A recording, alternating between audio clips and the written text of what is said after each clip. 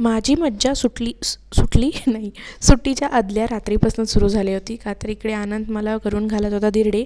म्हणजे मी पीठ वगैरे त्याला ऑलरेडी बनवून दिलं होतं आणि मी त्याला ऑलरेडी करून घातलं होतं. टर्न होतं माझं खायचं, त्यामुळं तो मला गरमागरम धिरडे बनवून देत होता. आणि नेक्स्ट डे होती मला सुट्टी. आनंदला मी टिफिन करून दिलं होतं ऑलरेडी, पण मी स्वतःसाठी घरचं काही खाणार नव्हते. म्हणजे मी स्वतःहून माझ्यासाठी काही करणार नव्हते. त्यामुळं झोमॅटो आणि स्विगीवरनंच काय काय ऑर्डर करायचं ठरवलं. पहिले मी मागवलं माझ्यासाठी उपीट आणि नाश्ता करत करत मस्त फोन स्क्रोल करत बसले.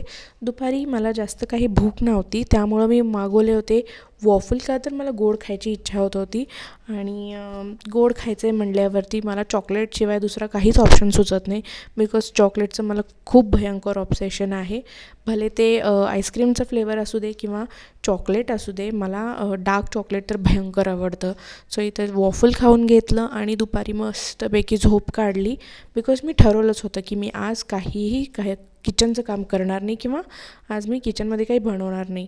मग संध्याकाळी मागवलं स्वतःसाठी टोमॅटोचं सूप. बिकॉज खूप दिवस चाललेलं माझं की टोमॅटोचं सूप मागवून खायचं आहे किंवा टोमॅटोचं सूप प्यायचं आहे. तर टोमॅटोचं सूप बसून पहिला पिलं. त्यानंतर जेवणात मागवलं होतं पालक पनीर आणि रोटी. अनंतला रोटी खायला अजिबात आवडत नाही, म्हणून त्याच्यासाठी ऑलरेडी नॉर्मल चपाती सकाळच्या होत्याच, त्याच गरम करून दिल्या आणि मी मात्र इथं मस्त रोटी आणि पालक पनीरची भाजी खाल्ली.